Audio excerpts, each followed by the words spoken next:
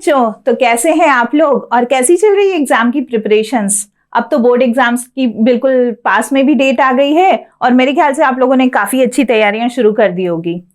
आप लोगों के काफी सारे सब्जेक्ट्स कंप्लीट भी हो चुके होंगे क्योंकि ज्यादा टाइम अब बाकी नहीं है। It's about 1.5 month, correct?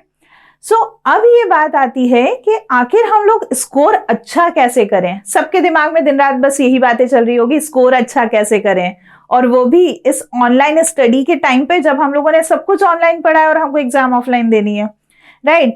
Basically हम लोगों ने स्कूल काफी कम अटेंड करे हैं, तो अब ये देखना चाहते हैं कि स्कोर हम अच्छा कैसे कर सकते हैं। तो आज हम लोग स्पेशली बात करेंगे कि आप मैथमेटिक्स सब्जेक्ट में स्कोर कितना अच्छा कर सकते हैं और कैसे कर सकते हैं। वैसे तो हम लोग कोशिश करेंगे कि 100% मार्क्स किस तरह से लाए जाएं, उसकी कुछ स्ट्रेटेजीज के बारे में बात करें, पर फिर भी जिन लोगों की ऑन एन एवरेज स्टडीज है वो लोग भी अच्छा मार्क्स स्कोर कर सकते हैं इन सारी टिप्स को फॉलो करके। तो आज हम उन्हीं टिप्स के बारे में बात करते हैं कि आखिर सीबीएसई बोर्ड एग्जाम्स, चाहे आप 10th के हो चाहे आप 12th के हो, उससे कोई फर्क नहीं पड़ता, आप बोर्ड एग्जाम्स में किस तरह से अच्छे मार्क्स गेन कर सकते हैं, स्पेशली इन मैथमेटिक्स। तो आप लोगों को एक चीज तो पक्का बताए कि जो मैथमेटिक्स सब्जेक्ट है वो बहुत स्कोरिंग है, राइट? थ्योरी में कहीं ना कहीं स्पेलिंग मिस्टेक, ग्रामर मिस्टेक हम लोग कर ही देते हैं, तो उसमें मार्क्स कटने के चांसेस बढ़ जाते हैं। लेकिन वहीं जहां मैथ्स के बारे में बात आती है, अगर आपको लॉजिक पता है and if you are doing good calculations, तो फिर आपके मार्क्स कटने का कोई चांस ही नहीं आता, राइट? अगर अभी तक आपने किसी स्ट्रैटेजी पे वर्क नहीं करा है और अभी तक आपका सिलेबस कंप्लीट नहीं हुआ है एंड यू वांट टू, और maybe you want to revise something, तो उसके लिए आप किन स्ट्रेटेजीज को फॉलो करेंगे? Let's go ahead and start. Let's begin with the tips. Okay, so सबसे पहली चीज है कि आपको लाना है 100% marks in mathematics. You want to score 100% marks, not 100% marks. हम लोगों का, कुछ लोगों का ऐसा रहता है कि नहीं, हमने ज्यादा पढ़ाई नहीं करी है तो हम लोग अबव 90 चाहते हैं या अबव 85 चाहते हैं, इतने तो हमको लाना ही है so that we can get good percentage, right? तो आप अगर 100% के लिए, अगर आपका पूरा ध्यान नहीं है कि नहीं, आपका पूरा concentration not getting 100% but at least you want to get 90% और मोर, तो आपकी स्ट्रेटेजीज भी यही रहेंगी। इन स्ट्रेटेजीज को फॉलो करिए and you will get definitely good marks in mathematics. Okay, तो सबसे पहली चीज तो ये आती है कि हम लोग सोचते हैं कि वी विल गेट 100%, तो हमारी पढ़ाई 100% के हिसाब से होती है, राइट? लेकिन अगर आपको 100% मार्क्स लाना है तो पढ़ाई उससे ज्यादा की करनी होगी, क्योंकि वो बोलते हैं ना कि पढ़ते तो हम इतना है, पढ़ते हम बाल्टी भर का है, लिख के रखे हम एक ग्लास भर का आते हैं, राइट? और उसके बाद मार्क्स आते हैं एक चम्मच भर के, ये चीजें रहती है, राइट? तो अब क्या है, जब आप ज्यादा पढ़ेंगे तो आप उस स्कोर तक पहुंच पाएंगे जिसके लिए आप एम कर रहे थे। तो आपको सबसे पहले ये देखना पड़ेगा कि अगर हम 100% अचीव करना चाहते हैं तो उसके लिए हमारी पढ़ाई जो है वो उससे ज्यादा की हो। तो सबसे पहला पॉइंट जिस पे आपको वर्क करना चाहिए, दैट इज एम बिगर। अगर आपने सोचा है कि ठीक है यार, I will get 75%, 80% marks in mathematics, बाकी दूसरे सब्जेक्ट में कवर कर लेंगे, बेटा ऐसा नहीं होता। आपको अपने एम को बिग रखना पड़ेगा। कंपैरेटिवली जितना आप सोच रहे हो उससे बड़ा सोचना पड़ेगा कि नहीं, 80% अगर आप अचीव करना चाहते तो आपको कम से कम 95 की पढ़ाई करनी पड़ेगी। क्योंकि ऐसा नहीं है कि जैसा आप पढ़ के गए हैं एग्जाम में वही सेम चीजें आ जाए। आपने तो 85 के हिसाब से प्रिपरेशन करी थी, पर पता चला कि उस 85 में से सिर्फ 60 मार्क्स का ही वो सेम आया, बाकी सब कुछ अलग हो गया, then how will you work, right? तो आपको करना क्या है, सबसे पहले अपना एम बड़ा रखना है। आप जितना भी अचीव करना चाहते हैं उससे 15% का एक एवरेज आगे लेकर के चलें कि मुझे 85 लाना है तो आई विल वर्क फॉर 100%। अगर मुझे 100 लाना है आई विल वर्क फॉर 110 और 115%। कोई भी क्वेश्चन आ जाए, हमसे गलत नहीं होना चाहिए, राइट? तो फर्स्ट थिंग, अपना एम बड़ा कीजिए। अगर आप उतने ही मार्क्स के लिए सोचेंगे जितने आप लाना चाहते हैं, you will never go for that marks, right? तो पहली चीज, अपना एम बड़ा रखें। दूसरी चीज, एक प्रॉपर स्ट्रेटेजी बनाएं, प्लान बनाएं और उस पर वर्क करना शुरू करें। अब आई कैन इमेजिन ये टेक्निकल लाइफ और ऊपर से मोबाइल, सोशल मीडिया, सब कुछ टोटल मिला करके, ओवरऑल मिला करके हमारे पढ़ाई के बीच में आता है, करेक्ट? तो आपको क्या करना पड़ेगा, आपको थोड़ा सा अपने आप पे कंट्रोल करना पड़ेगा। थोड़ा सा कंट्रोल करके मोबाइल का टाइम अलग, आपके मूवीज का टाइम अलग, दूसरी चीजों का टाइम अलग, और पढ़ाई के लिए एक सेपरेट टाइम आपको बनाना पड़ेगा। तो आपको बनाना है स्ट्रैटेजीज, और वो स्ट्रैटेजी सिर्फ ऐसा नहीं कि पेपर पे बना करके चिपका दी, नहीं, उससे नहीं होगा। आपको उन स्ट्रैटेजीज को फॉलो करना भी पड़ेगा। तो अपने हिसाब से, ये नहीं बोल रहे कि भाई किसी का बेटे ने इतना करा, या मम्मी पापा जैसे बोलते हैं ना जनरली हमको कि देखो उसका बेटा तो इतने घंटे पढ़ता है, उसका बेटा तो इतना घंटा पढ़ता है। No, this is very different for each and every one. हर बच्चे के अलग अलग माइंड होता है, हर बच्चा अपने हिसाब से पढ़ता है। तो क्या होगा, किसी को कम टाइम लगता है समझने में, किसी को ज्यादा टाइम लगता है। तो आप अपने अकॉर्डिंगली प्लान बनाएं। आपको ये पता होना चाहिए कि आपको कौन से सब्जेक्ट पढ़ने में ज्यादा टाइम लगता है। और एक और चीज, हम लोग जब प्लान बनाते हैं तो जो सब्जेक्ट हमें सबसे ज्यादा डिफिकल्ट लगता है हम उसके लिए कम टाइम देते हैं, हम उससे भागते हैं कि नहीं यार ये नहीं कर पाएंगे, नहीं होता है, नहीं होता है। Don't do that. जिस सब्जेक्ट से डर लगता है उसको सबसे ज्यादा पढ़ें, क्योंकि बाकी सब्जेक्ट्स तो आप फिर भी कर लेंगे, लेकिन जिससे डर लगता है उसको पढ़ेंगे तो आपका स्कोर बेटर होगा, राइट। तो अपने अकॉर्डिंगली प्लान बनाएं। मेरा 4 घंटे में काम हो जाता है दिन के, सो आई स्टडी 4 आवर्स, लेकिन 4 आवर्स डेडिकेटेडली। ऐसा नहीं कि 4 आवर्स है उसमें भी हाथ में मोबाइल है, 4 आवर्स में से हमने पढ़ाई तो आधा घंटा भी नहीं करी, बाकी 3.5 आवर हमारा मोबाइल में चला गया। तो 4 आवर्स मतलब डेडिकेट होना पड़ेगा आपको उस टाइम के लिए, राइट। तो कुछ प्रॉपर प्लान बनाए, स्ट्रैटेजीज बनाए, और अपने हिसाब से बनाए, किसी को देख करके नहीं, राइट। अपने अकॉर्डिंगली कि हमें कौन से टाइम पे पढ़ाई करना अच्छा लगता है, राइट ना। अब क्या होता है, कई बार पेरेंट्स बोलते हैं सुबह उठ करके पढ़ो, सुबह उठ करके पढ़ो। No, we are night owls, तो हमको तो रात को ज्यादा अच्छी पढ़ाई होती है, हमको रात में समझ में आता है। नहीं, हमको तो दिन के टाइम पे ज्यादा समझ में आता है। तो इट्स नॉट नेसेसरी कि आप सुबह early wake up, it's a good thing, definitely it's a good thing to wake up early, but फिर भी अगर ऐसा होता है कि आपसे वो नहीं हो पाता है, लेकिन आपको फोकस पूरी तरह से, सुबह उठे हैं लेकिन नींद आ रही है, पढ़ाई नहीं हो रही है, कैसे चलेगा, राइट। तो अपनी स्ट्रैटेजी अपने अकॉर्डिंगली बनाएं और उसको फॉलो करें। नेक्स्ट, अब हम आ जाते हैं प्रिपरेशन कैसे करें। तो मैथ्स के लिए प्रिपरेशन, अब अगर आप अभी तक कंप्लीट कर चुके हैं प्रिपरेशन तो फिर उसके लिए आपको अलग से जाना पड़ेगा, लेकिन अगर अभी तक आपकी प्रिपरेशन ढंग से स्टार्ट भी नहीं हुई है तो आप जाइए एनसीईआरटी पे। सबसे पहली चीज जो आपको स्टार्ट करनी है वो है एनसीईआरटी। शुरुआत यहीं से करो। लोग है ना एनसीईआरटी को बहुत हल्के में ले लेते हैं कि यार ठीक है, क्या है, थोड़े से तो क्वेश्चन है, एक एक्सरसाइज में 4 क्वेश्चन है, एक एक्सरसाइज में 10 क्वेश्चन है, 20 क्वेश्चन है। बेटा वही 10-20 क्वेश्चन जो है वो एनसीईआरटी का आपका बिल्कुल बेसिक जो है वो बिल्कुल क्लियर कर देते हैं। तो हमेशा जब भी आप पढ़ने की शुरुआत करोगे इधर उधर की, जैसे आप कई बार सोचते हो हम तो आरडी शर्मा से पढ़ेंगे तो एनसीईआरटी तो अपने आप हो जाएगी, आरएस अग्रवाल कर लेंगे तो एनसीईआरटी के क्वेश्चन तो क्या है वो तो यही हो जाएंगे, और ना आप आरडी कर पाते हैं, आरएस कर पाते हैं, और एनसीईआरटी भी आपसे छूट जाती है। तो हर बार शुरुआत करें एनसीईआरटी से। एनसीईआरटी के आप क्या करेंगे, आप एक एक क्वेश्चन और सारे एग्जाम्पल्स कम से कम 2 बार पूरी तरह से सॉल्व करके देखेंगे। कम से कम 2 बार, एक एक क्वेश्चन, एक एक एग्जाम्पल। ऐसा नहीं करना है कि देख लिया, अरे ये तो आता है, let's not do that again, ये तो हमने कर लिया था, ये तो सर ने करवाया था, ये तो क्लास में किया था। That doesn't work. आपको खुद से करना पड़ेगा। टिल द टाइम आप पेन होल्ड नहीं करते हो, कॉपी में खुद से क्वेश्चन करके नहीं देखते हो, कैलकुलेटर नहीं, खुद से ही कैलकुलेशन करके देखना पड़ेगी। अब अभी तो मोबाइल है, कैलकुलेटर सामने है, लाओ मल्टीप्लाई करना है कर लेते हैं। What about an exam? So उसके लिए एक एक क्वेश्चन और एक एक एग्जाम्पल आपको 2 बार सॉल्व करके देखना पड़ेगा। Not even in mathematics, in all subjects आपको क्या करना है, सबसे पहला फोकस एनसीईआरटी पे रखना है। एनसीईआरटी की बुक को आप पूरा रीड करें। अगर आप मैथ्स में डेफिनेशंस रीड कर सकते हैं तो बहुत अच्छी बात है, थ्योरी है अगर वो एक बार रीड कर सकते हैं तो बहुत अच्छा है, और अगर नहीं करने का टाइम है so go for the questions directly. Formulas already आपके पास में होंगे तो आप क्या करें, उन पे बेस्ड क्वेश्चन शुरू करें और एक एक क्वेश्चन, एक सारे क्वेश्चन को सॉल्व करें। Don't skip the miscellaneous exercise as well. Right? तो एक एक क्वेश्चन आप एनसीईआरटी के कम से कम 2-2 बार सॉल्व कीजिए। नेक्स्ट थिंग, अब होता क्या है कि हम लोग जैसे आपको एक सिंपल सा एग्जांपल देती हूँ।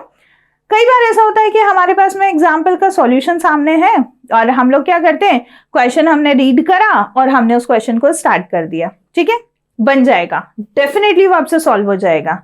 लेकिन एग्जाम में सेम क्वेश्चन आया और फिर हमसे नहीं बना। रीजन बीइंग, कई बार बच्चे बोलते हैं ना, अरे यार हम तो एग्जाम में ब्लैंक हो गए, हमको तो कुछ आया ही नहीं, मैं तो पढ़ के आई थी लेकिन मेरे से तो बना ही नहीं आंसर। क्यों? क्योंकि पढ़ के जब आप आए थे बेटा, तो उस वक्त आपने क्या करा था, सॉल्यूशन सामने देखा था। तो होता क्या है कि अगर हम एक लाइन भी उस सॉल्यूशन की देख लें तो दिमाग में एक स्ट्राइक कर जाता है, यार ये फॉर्मूला लगेगा। लेकिन अगर वही क्वेश्चन आपको बिना सॉल्यूशन के लिए दिया जाए तो आपको पहली लाइन नहीं दिख रही है, फर्स्ट लाइन नहीं दिख रही है, तो आपको ये नहीं पता रहेगा कि कौन सा फॉर्मूला लगाना है, and you will be blank, right? कई बार बच्चे क्या करते हैं, मैथ्स को कैसे करते हैं, वी आर रीडिंग, हम तो रिवीजन कर रहे हैं। That's not the revision at all. Okay, revision करने के लिए आपको क्वेश्चन को सॉल्व करना पड़ेगा, और वो क्वेश्चन भी ऐसे कि आपको सॉल्यूशन ना दिखे।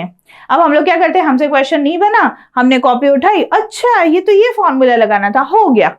That doesn't work at all बेटा, क्योंकि होता क्या है कि हम सॉल्यूशन देख लेते हैं, उस वक्त तो स्ट्राइक कर गया, व्हाट अबाउट नेक्स्ट टाइम। तो इसीलिए आपको करना क्या है, आपको सबसे पहले क्वेश्चंस को ब्लैंक पेपर पे लिख लेना है। एग्जाम्पल्स के एक्सरसाइज तो ऑलरेडी वो अनसॉल्व होते हैं, तो एक्सरसाइज में कोई इशू नहीं है, लेकिन एग्जाम्पल के जो क्वेश्चंस हैं उनको ब्लैंक पेपर्स पे लिख लें, या आप उसका प्रिंट आउट निकलवा लें, जो भी है आप राइट करके उनका प्रिंट आउट निकलवा लें, लेकिन आपको सॉल्यूशन दिखना नहीं चाहिए। Then you start solving examples.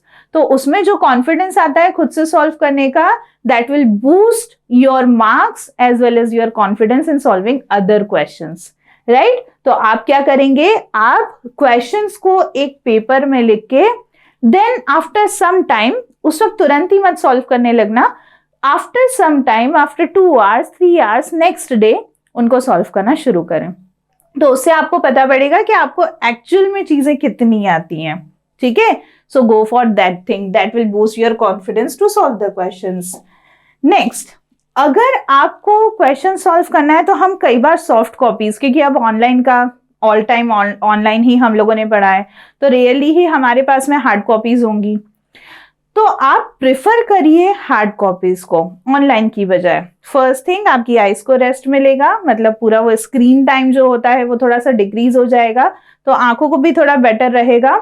And उसके बाद में हार्ड कॉपी से आप फेमिलियर होते जाएंगे, क्योंकि एग्जाम में तो पेपर जो है वो हार्ड कॉपी में मिलेगा ना, तो काफी दिक्कत हो जाएगी फिर। तो इसलिए आपकी बुक्स भी आप जो लें वो हार्ड कॉपी लें, ऐसा मैं प्रेफर करती हूँ। तो अगर आप ऑनलाइन से देखेंगे तो आपको थोड़ा सा प्रॉब्लमेटिक भी होगा, आपको पता नहीं रहेगा आपको कौन सा क्वेश्चन नहीं आया, you can not mark on that.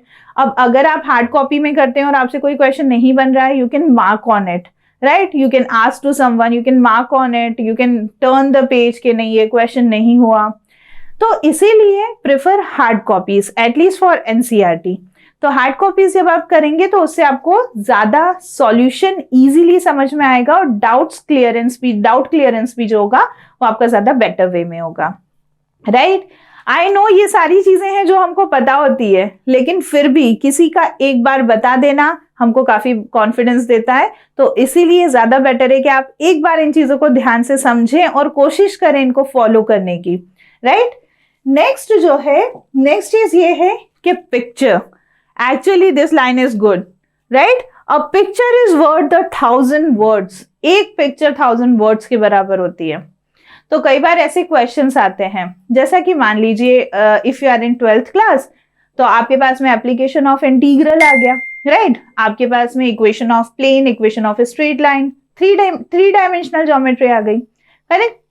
अगर आप 10th में हैं, सरफेस एरिया एंड वॉल्यूम्स हो गया, तो कई ऐसे चैप्टर होते हैं, सर्कल्स हो गया, राइट? सर्कल से, सरफेस एरिया एंड वॉल्यूम से, तो कई ऐसे चैप्टर होते हैं जिनके क्वेश्चन पढ़ के अगर उनका डायग्राम बनाया जाए तो उनको आप बहुत इजीली सॉल्व कर पाते हो, आपको सारी चीजें क्लियरली दिखाई देती हैं। कई बार हम सिर्फ लैंग्वेज के पीछे रहते हैं और हमको वो चीजें क्लियरली समझ ही नहीं आती कि आखिर हमको क्या करना है, हम लिमिट्स कैसे फाइंड आउट करें, हम लोग अगर सरफेस एरिया एंड वॉल्यूम निकाल रहे हैं तो what is the length of height, what is the length, what is breadth, what is height, ये सब फाइंड आउट करना काफी मुश्किल हो जाता है।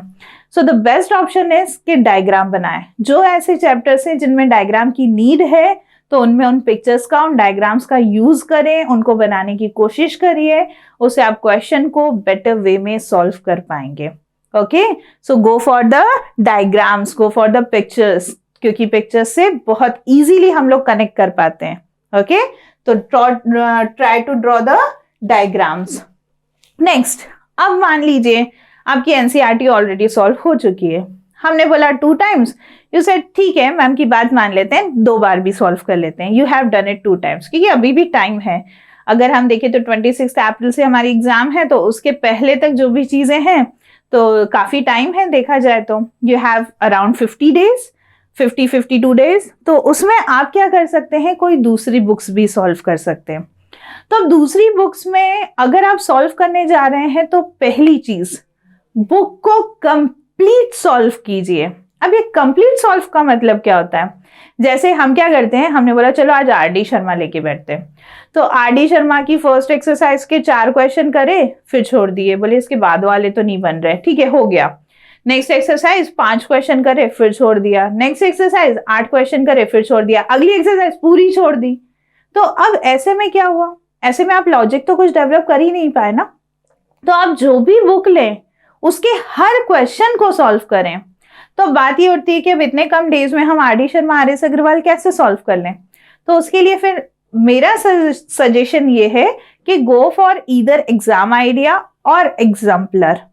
तो एग्जाम आइडिया और एग्जाम्पलर और इसी तरह की और कोई बुक्स भी मार्केट में काफी सारी मिलती होंगी। बेसिकली जो मैंने जनरली ऐसी सुनी है वो एग्जाम आइडिया एंड एग्जाम्पलर, जिनमें क्वेश्चंस काफी अच्छे दिए होते हैं। और उसमें क्या होता है कि आपके सारे क्वेश्चन जब मर्ज होके आते हैं तो आपको समझ में आता है कि उनको सॉल्व कैसे करना है। You develop your logic by yourself. तो इसलिए ऐसी किसी बुक्स पर जाएं जिनमें आपको सारे क्वेश्चंस एक साथ और कुछ नए टाइप के क्वेश्चंस भी मिल पाए। एनसीईआरटी के कॉपी ना हो तो कुछ नए टाइप के क्वेश्चन भी मिल पाए, तो ऐसी किसी बुक्स पे जाएं। And exam idea and exemplar are good books for that. Okay, तो उनको लीजिए, उनको सॉल्व कीजिए। don't want to purchase the new one, purchase the old one। एक आध साल पुरानी बुक भी होगी तो भी चल जाएगा, take it from your seniors or something like that, but solve the other books as well। पर वो तभी आइएगा जब एनसीईआरटी कंप्लीटली 2 बार सॉल्व कर चुके हों। देन एनसीईआरटी को हमेशा सबसे ऊपर रखना है, सबसे ऊपर रखना है और सबसे पहले सॉल्व करना है हर क्वेश्चन और हर एग्जाम्पल एनसीईआरटी का। ठीक है, फिर जाइए नेक्स्ट बुक पे। एक बार कंप्लीट हो गया उसके बाद फिर आप नेक्स्ट बुक पे पढ़िए। नेक्स्ट अब क्या है, तो अगर आप ये चीजें जैसे हम बात कर रहे थे, study when ever you want, make your own plans. किसी की बात में मत आओ, भाई मैं तो सुबह 4 बजे उठ के पढ़ता हूं। सही है, तुम पढ़ो, good for you, not for me. मैं रात को 12 बजे पढ़ने बैठती हूँ, so that's good for me, right. तो हर किसी का अपना अलग अलग चॉइस होता है। आपको जो अच्छा लगे, जिस समय अच्छा लगे, आप तब पढ़िए। पढ़िए, ऐसा नहीं कि मैडम हमको पढ़ना ही अच्छा नहीं लगता, we are not gonna study. कुछ नहीं कर सकते ना, we have to give the exam, we have to get good marks. Future यहीं से तो स्टार्ट होता है, यहीं से तो बिगिन होती है ये सारी चीजें, राइट।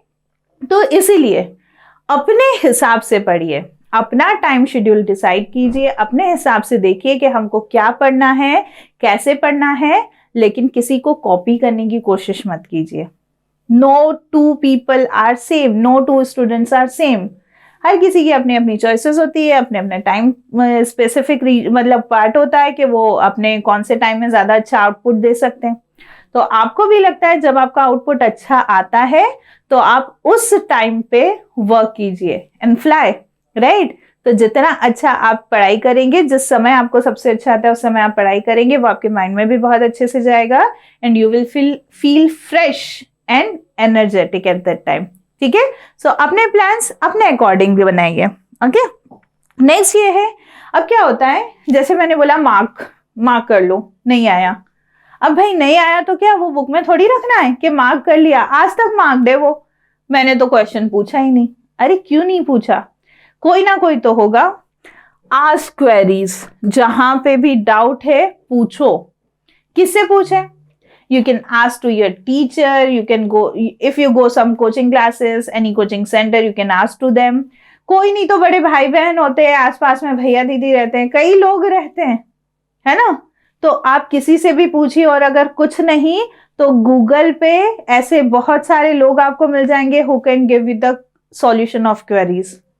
तो आप वहां पर भी गूगल करके, लोगों से कनेक्ट करके अपने क्वेश्चंस का सॉल्यूशन ले सकते हैं।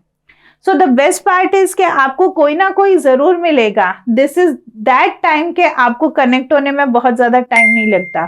तो आप किसी ऐसे व्यक्ति से कनेक्ट हो सकते हैं जो आपकी क्वेरीज का सॉल्यूशन प्रॉपर्ली दे सके, क्योंकि क्वेरीज जब इकट्ठी होती जाती है ना, तो वो जो पार्ट है वो तो ठीक है, लेकिन उसके आगे वाला पार्ट भी हमको समझ में आना बंद हो जाता है।